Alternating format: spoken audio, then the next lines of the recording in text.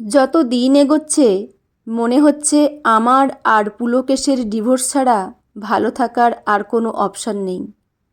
জানি ওকে ছাড়া ভালো থাকা প্রায় অসম্ভব, কিন্তু আমাদের সম্পর্কটা যেন বোঝার মতো চেপে বসেছে। দুজনেই ভীষণ ক্লান্ত আমরা। নিয়ম মাফিক একঘেয়ে জীবনে মনে হয় যেন যন্ত্রের মতো কাটিয়ে চলেছি এক একটা দিন। আমি অফিস ঘর সামলাতে সামলাতে হাঁপিয়ে পড়েছি। বসের মুখঝামটা, চোখ রাঙানি শুনে যতটুকু উপার্জন করি পুরোটাই সংসারের জন্য খরচ করি। তারপরও আমার জন্মদিনটা অবধি পুলকেশ মনে রাখতে পারে না, অথচ এই ছেলেটাকে ভালোবেসে বাবা মায়ের অমতে গিয়ে বিয়ে করেছিলাম আমি। এখন আমি নিজের দুঃখের কথা বলবো কাকে? ভীষণ অচেনা লাগে পুলকেশকে। একটা সময় কত কি করেছে আমার জন্য। একটা মানুষ এত বদলে যেতে পারে কি করে? পুলকেশ সাত সকালে বেরোয় আর অনেক রাতে ফেরে। ফিরেই ক্লান্ত শরীরে খাবার খেয়েই গভীরভাবে ঘুমিয়ে পড়ে। কতদিন আমরা মন খুলে কথা বলিনি, গল্প করতে করতে খাবার খাইনি, রাত জেগে আকাশ দেখিনি, বৃষ্টির রাতে জানালার ধারে হাতে হাত রেখে দাঁড়িয়ে থাকি। রবিবারের সকালে একটা টেবিলে বসে জ্যাম পাউরুটি চিবাতে চিবাতে মনে হয়, আমার জীবনটা এমন কেন হলো? কম কিছু তো করি না এই সংসারের জন্য। পুলকেশ রবিবারেও টিউশন পড়াতে ছোটে, সকাল বিকেল সন্ধ্যায়। আগের চাকরিটায় পুলকেশের স্যালারি ভালো ছিল, নতুন চাকরিতে অনেকটা কম, তাই ওভারটাইম খেটে কিছুটা বেশি রোজগার করে। ফ্ল্যাটের জন্য মোটা টাকার লোন লাগে প্রতি মাসে। আমাদের দুজনের একটা 4 হুইলার গাড়ির শখ ছিল, সেটার জন্য টাকা জমাতে হয়। এছাড়াও পুলকেশের গ্রামের বাড়িতে বাবা মা দুজনেই অসুস্থ, মাসে মাসে বাড়িতে অনেকগুলো টাকা পাঠাতে হয়। এখন পুলকেশ নিজের শখ আহ্লাদ ভুলে গেছে টাকার পিছনে ছুটতে ছুটতে। নিজের পরার জামা যে দরকার এটুকু খেয়াল থাকে না তার। বিয়ের আগে আমরা যেমনভাবে সারাটা জীবন কাটাবো ভেবেছিলাম, তার সাথে এই জীবনের কোনো মিল খুঁজে পাই না। আমরা দুজনেই ভাবি কার জন্য এত কিছু করছি আমরা, অথচ অপর দিকের মানুষটা কতটা এফোর্ট দিচ্ছে ভেবে দেখি না। আমরা অভিমান করি সে কেন আমার পরিস্থিতি বোঝে না, কিন্তু একে অপরের পরিস্থিতি নিয়ে ভাবি না। মাঝে মাঝে সারা রাত জেগে থাকি, চোখের জলে বালিশ ভিজে যায়, অথচ পাশের মানুষটা অঘোরে ঘুমায়। কি হয়েছে, তোমার কি মন খারাপ? এইটুকু জিজ্ঞেস করার মতো কেউ নেই। সেবার পুলকেশকে বললাম, এরম চললে কিভাবে বাঁচব? আলাদা থাকাই ভালো। পুলকেশ বিষণ্ণ মুখে বলল, ভালো রাখার চেষ্টা আমি প্রাণপণে করছি, এর চেয়ে বেশি কি করব? তুমি যদি সম্পর্কটা থেকে বেরিয়ে ভালো থাকবে বলে মনে করো, আমি বাধা দেব না। আমি অবাক হলাম, খুব দুঃখ হলো আমার। সংসারের জন্য এত কিছু করার পরেও মানুষটা আমাকে আটকালো না অবধি। পুলকেশের সাথে আমার কিন্তু কোনো ঝগড়া ঝামেলা কিছুই নেই, আছে শুধু একরাশ অভিমান। পুলকেশ বলল, তাহলে চলো একদিন সময় করে উকিলের কাছে যাই। আমার অপারগতার দায় তুমি কেন সারাটা জীবন বয়ে বেড়াবে? তুমি বড়লোক বাড়ির মেয়ে, এই সংসারের জন্য তুমি ভালো নেই আমি এটা মেনে নিতে পারি না। আমি চেষ্টার কোনো শেষ রাখিনি, তুমিও তো জানো। 1 সপ্তাহ পর হঠাৎ পুলকেশের অফিস থেকে কল এলো। সেন্সলেস হয়ে ফ্লোরে পড়ে গেছে পুলকেশ। কলিগরা ডাক্তারের কাছে নিয়ে গেছে ওকে। তড়িঘড়ি করে ডাক্তারের কাছে যেতে ডাক্তার বললেন, প্রেশার লো একেবারে, ঠিকমতো খাওয়া দাওয়া করেন না উনি, আপনি কোনো খেয়াল রাখেন না? আমি তো করে বললাম, আমি তো খাবার পাঠিয়ে দিই রোজ। বললেন, সে খাবার সঠিক সময়ে খায় নাকি খোঁজ নেন কি? আপনারা স্বামী স্ত্রী, একে অপরকে তো দেখে রাখতে হবে। আমি লজ্জায় বলতে পারলাম না, ব্যস্ততায় বার দুয়েক ফোন ধরেনি বলে আমি আর খেয়েছে কি না জিজ্ঞেস করি না। আমার মনে এটাও হয়েছিল যে ও তো আমি খেয়েছি কিনা খোঁজ নেয় না, তাহলে আমি কেন? সত্যি বড় স্বার্থপরের মতো কাজ করে ফেলেছি। ডাক্তারবাবু বললেন, এই অবস্থাতে এত স্ট্রেস নিলে চলবে না। ওর কলিগদের মুখে যা শুনলাম তাতে মনে হলো আপনার স্বামীর কয়েকদিন ছুটি নিয়ে কোথাও থেকে ঘুরে আসা উচিত। অফিসের বস কাজের জন্য পুলকেশকে খুব ভালোবাসেন। বললেন, যাও দুটিতে ঘুরে এসো কটা দিন, এই কদিন পুলকেশ তোমার ছুটি। বাড়িতে এসেই পুলকেশ বলল, কোথাও যাওয়ার দরকার নেই, এই কদিন বাড়িতে থেকে রেস্ট নিই, ঘুরতে গেলে অনেকগুলো টাকা খরচ। বললাম, খরচ নিয়ে তোমাকে ভাবতে হবে না। পরের দিন ব্যাগ গুছিয়ে দুজনে বেরিয়ে পড়লাম। ট্রেনে করে ক্যানিং পৌঁছে উঠে পড়লাম ছোট্ট একটা নৌকায়। সে নৌকার যাত্রী কেবল আমরা দুজন। মাঝির সাথে গল্প করতে করতে জানতে পারলাম তার বাড়ি সুন্দরবনের ছোট্ট একটা গ্রামে। বললাম, এরম একটা গ্রামে নিরিবিলি জঙ্গলের কাছাকাছি যেখানে থাকার জায়গা আছে, নিয়ে চলো আমাদের।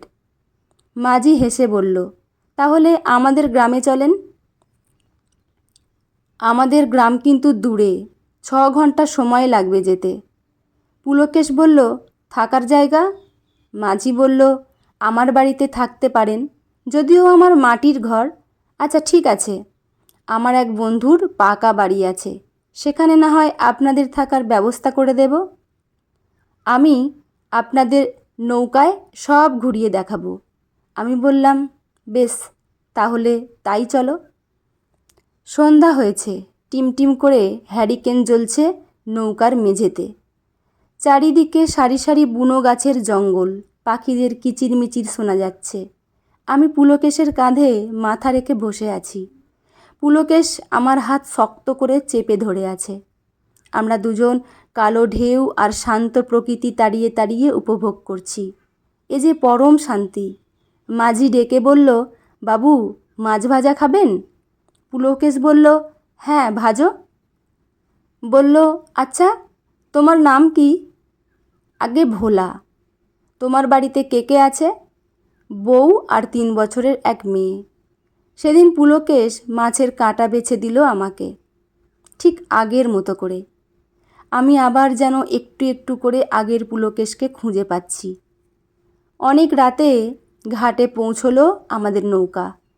কুপকুপে অন্ধকারে দেখি ঘাটের কাছে ল্যাম্প নিয়ে কে দাঁড়িয়ে। বললাম, ওটা কে? ভোলা মাঝি একগাল হেসে বলল, কে আবার হবে, আমার বউ। এত রাতে এই অন্ধকারে একা এসেছে? ভোলা বলল, বারণ করি বাবু, শোনে না। ঘাটে নৌকা বেঁধে নামতেই এগিয়ে এলো ভোলার বউ। ভোলা বলল, বাড়িতে অতিথি এসেছে বউ, রান্না বসাবি চল। ভোলার বউ ভোলার হাতের সব ব্যাগ নিয়ে নিজের শাড়ির আঁচল নিয়ে ভোলার কপালের বিন্দু বিন্দু ঘাম মুছিয়ে দিয়ে বলল, সেই সকালে বের হয়েছ, চিনতেই আমার গলা দিয়ে ভাত নামেনি। ভাবছি তোমার শরীরটা যদি খারাপ হয়। দুপুরে খেয়েছো কিছু? ভোলা বলল, হ্যাঁ রে খেয়েছি, চল এখন ঘরে চল। ভোলার বউ বলল, আসেন বাবু, আসেন দিদিমণি। নদীর ঘাট থেকে কিছুটা দূরে ভোলার বাড়ি।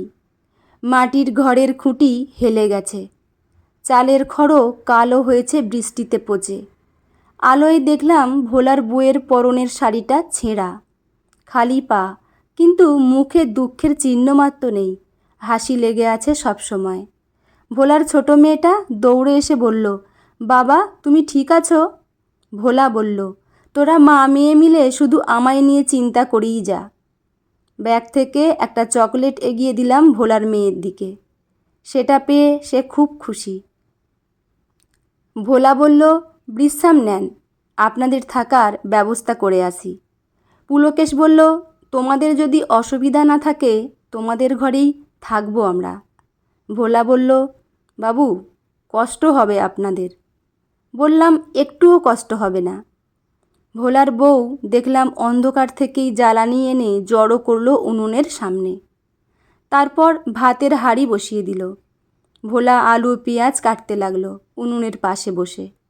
দুজনে মিলে গল্প করতে করতে রান্না চলতে লাগলো। আমরা ঘরে একটু ফ্রেশ হয়ে এসে বসলাম বাইরে। পাশে বসে ভোলার মেয়ে পড়ছে ONE TWO2। ভোলার ঘর বারান্দা সুন্দর করে নিকোনো, তাতে আবার আলপনা দেয়া।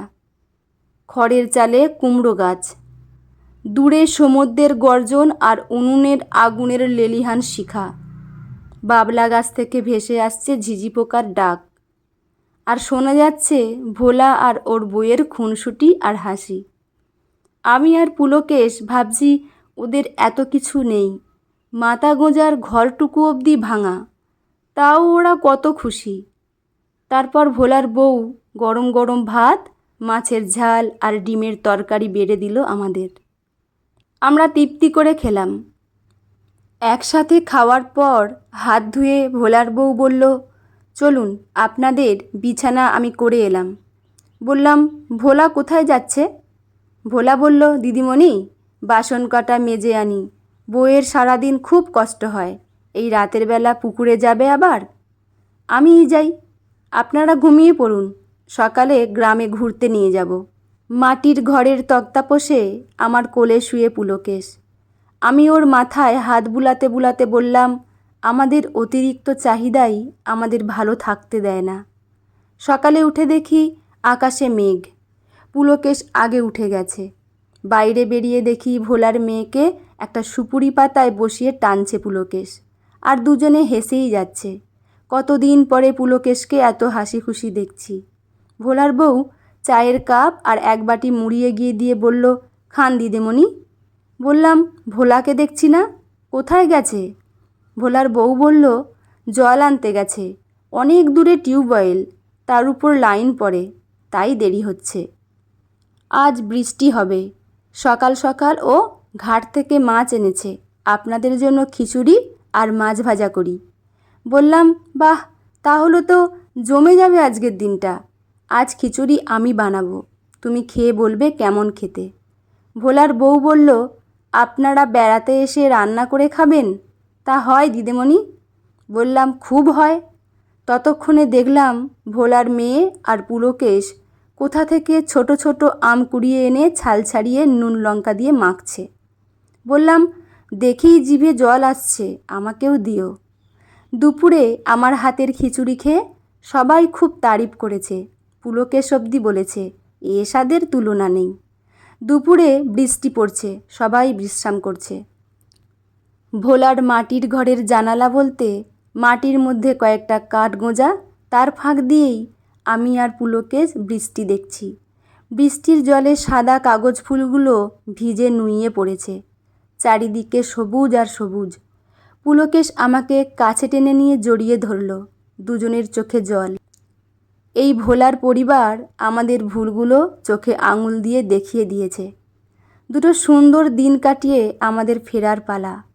ভোলার মেয়ে পুলকেশের কোলে, বাচ্চাটা কাঁদছে, আমাদের সে কিছুতেই যেতে দেবে না। আমরা ওকে কথা দিলাম আবার আসব। অবাক হয়ে দেখলাম ভোলার বউয়ের চোখেও জল। সত্যি কত তাড়াতাড়ি ওরা মানুষকে আপন করে নিতে পারে। ভোলার বউকে জড়িয়ে ধরে বললাম, তুমি খুব ভালো গো, এমন মন কতজনের হয়। কিছু টাকা ভোলার বউয়ের হাতে দিয়ে বললাম, নিজের জন্য কয়েকটা ভালো শাড়ি আর মেয়ে আর বরের জন্য নতুন পোশাক কিনবে কেমন? সে তো টাকা কিছুতেই নেবে না। আমি জোর করেই দিলাম হাতে গুঁজে। ফেরার সময় মনটা খারাপ হয়ে গেল। আমাদের দূর থেকে হাত নাড়িয়ে বিদায় জানাচ্ছে ভোলার বউ আর মেয়ে। আমার চোখের সামনে ভেসে উঠছে ভোলার বাড়ি, গ্রামের পরিবেশ। মেলায় ভোলার কিনে দেয়া কাঁচের চুড়ি পেয়ে ভোলার বউয়ের খুশি মাখা মুখটা। নৌকা থেকে নেমে পুলকেশ ভোলার হাতে টাকা দিয়ে বলল, ঘরটা সারিয়ে নিও ভোলা, আর এমন থেকো সারা জীবন। বাড়িতে এসে রান্না বসালাম। ও মা, দেখি পুলকেশ পেঁয়াজ কাটছে। ঝাঁঝ লাগা চোখের জল মুছতে মুছতে বললাম, প্র্যাকটিস হয়ে যাবে বুঝলে। খেতে বসলাম একসাথে। খাবার বেড়ে দিল পুলকেশ। রাতে আমরা 2 কাপ কফি নিয়ে ব্যালকনিতে বসলাম। শহর জুড়ে আজও বৃষ্টি। আমাদের বেলফুলের গাছটা আজ ফুলে ফুলে সাদা হয়ে আছে। পুলকেশের বুকে মাথা রেখে বললাম, আমাদের 4 হুইলার চাই না বুঝলে, বাইক তো আছেই, ওই বাইকে করেই মাঝে মাঝে আমরা গঙ্গার ঘাটে বসব। জমানো টাকাটা দিলে বাড়ির লোনটা অনেকটা শোধ হয়ে যাবে। তোমাকে আর ওভারটাইম ডিউটি করতে হবে না। রবিবার নো টিউশনি, আমরা দুজনে ওই গোটা দিনটা একসাথে কাটাবো। পুলকেশ বলল, এবার থেকে আমরা একসাথে ঘুম থেকে উঠে ঘরের কাজ সামলাবো আর মাসে একবার ঘুরতে যাব, ঠিক আছে? আমি বললাম, পারফেক্ট। আসলে সামর্থ্যের বাইরে থাকা মানুষের উচ্চাকাঙ্ক্ষা মানুষের ভালো থাকাটাই জীবন থেকে কেড়ে নেয়। অথচ আমাদের এই একটাই জীবন, তাই যার যতটুকু আছে তা উপভোগ করে খুশি থাকা উচিত। ভবিষ্যতে ভালো থাকার কথা ভেবে বর্তমানকে নষ্ট করা ঠিক নয়। তাই একে অপরের পরিস্থিতি বুঝে মানিয়ে নেওয়াটাই সুখী দাম্পত্যের চাবিকাঠি।